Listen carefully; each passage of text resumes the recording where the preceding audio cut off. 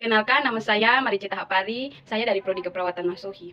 Hai sahabat mahasiswa, di sini saya akan mengajarkan kalian tentang bagaimana cara mengaplikasikan buku 3S, yaitu SDKI, SLKI, dan SIKI. Untuk itu, sahabat mahasiswa, semoga menjadi pedoman untuk kita semua.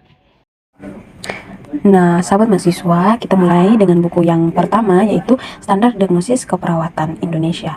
Nah, sebelum itu kita harus tahu dulu sahabat mahasiswa, apa itu diagnosis keperawatan.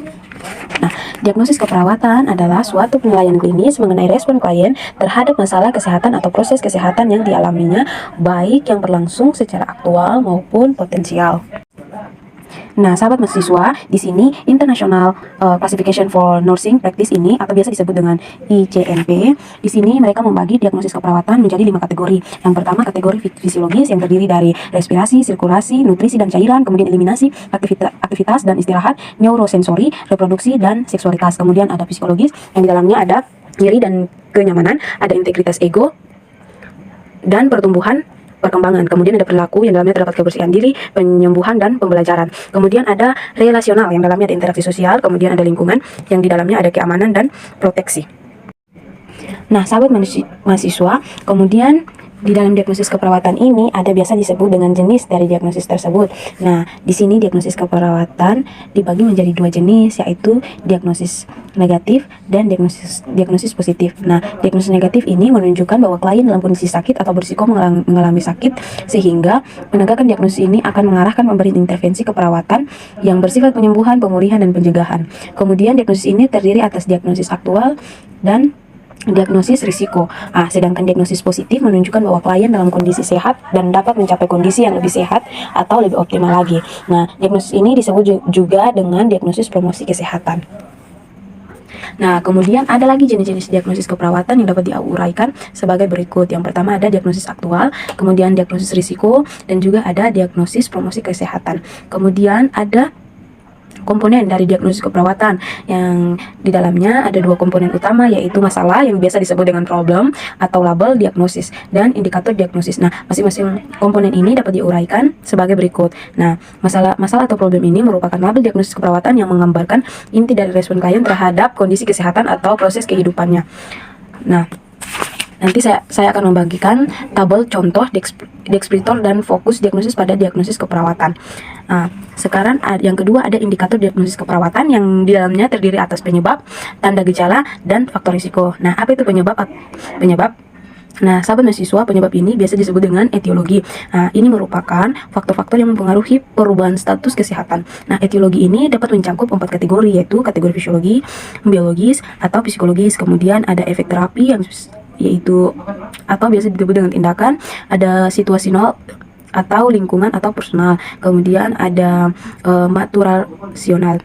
Kemudian ada tanda dan gejala sahabat mahasiswa. Nah, tanda ini merupakan data objektif yang diperoleh dari hasil pemeriksaan fisik, kemudian pemeriksaan laboratorium, dan pemeriksaan diagnosis. Sedangkan gejala merupakan data subjektif yang diperoleh dari hasil anamnesis.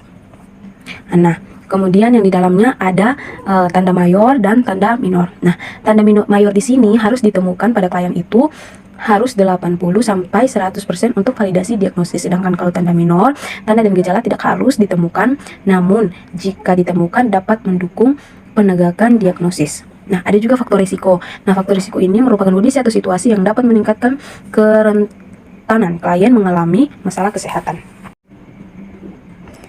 Nah, sahabat mahasiswa, sekarang kita akan masuk dalam soal kasus. Nah, ini ada soal kasus yang sudah saya buat. Di sini ceritanya seperti ini. Tuan H berumur 79 tahun melakukan operasi dengan diagnosa medis hernia inguinalis lateral atau biasa disebut dengan HIL. Ketika perawat melakukan pengkajian, didapatkan pasien tampak meringis.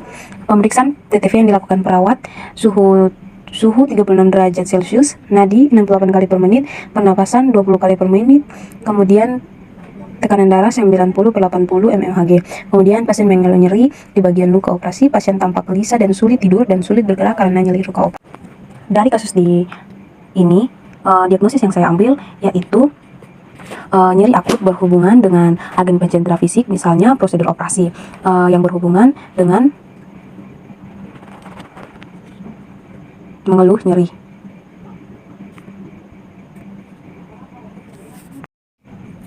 Nah, sahabat mahasiswa, kenapa saya mengangkat diagnosis ini? Karena, yang tadi saya sudah jelaskan sahabat mahasiswa. Nah, jadi dari data mayor yang kita dapatkan dari pasien, yang kita lihat dari pasien itu harus 80% sampai 100% untuk data validasi diagnosisnya. Nah, misalnya pada gejala dan tanda mayor yang ada pada data objektif. Nah, di situ kan ada 5. Yang pertama, pasien tampak meringis, kemudian bersikap prospektif, ada gelisah, frekuensi nadi meningkat, dan sulit tidur. Nah, dari 80% sampai 100% ini harus ada 4 data objektif yang kita sudah dapatkan dari pasien, seperti yang sudah soal kasus yang sudah saya berikan tadi. Sampai disinilah penjelasan saya. Semoga apa yang saya jelaskan dapat dipahami dan dapat dimengerti, dan kemudian sahabat mahasiswa juga dapat mengambil diagnosis dari keperawatan yang sudah saya jelaskan, yaitu dari buku SDKI. Nah, untuk itu terima kasih atas perhatiannya.